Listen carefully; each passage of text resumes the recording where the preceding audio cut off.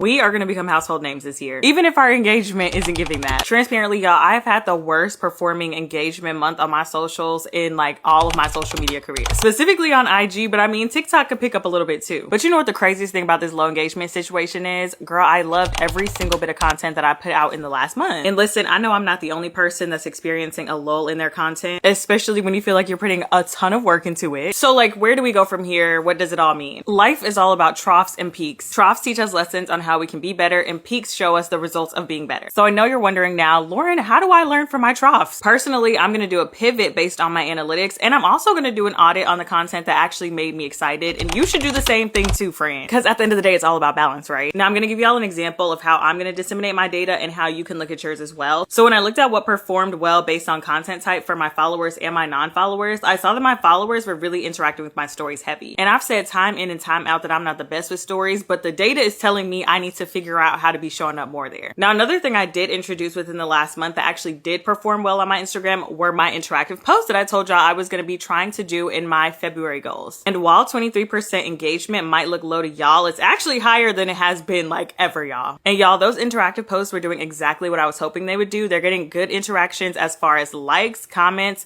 saves, and shares go. So my takeaway from this is, in order to build my community, I need to be leaning more on my stories and my interactive posts, because while I am posting reels because I do enjoy them, my followers aren't necessarily interacting with them the most. Anyway, I just want to remind y'all that your hard work is going to pay off, even if it seems impossible right now. Because listen, while you're sitting here watching this video, your name is probably on somebody's tongue as we speak. You're doing great, I swear. You know what? I low-key needed to hear that. But anyway, I'll see y'all soon.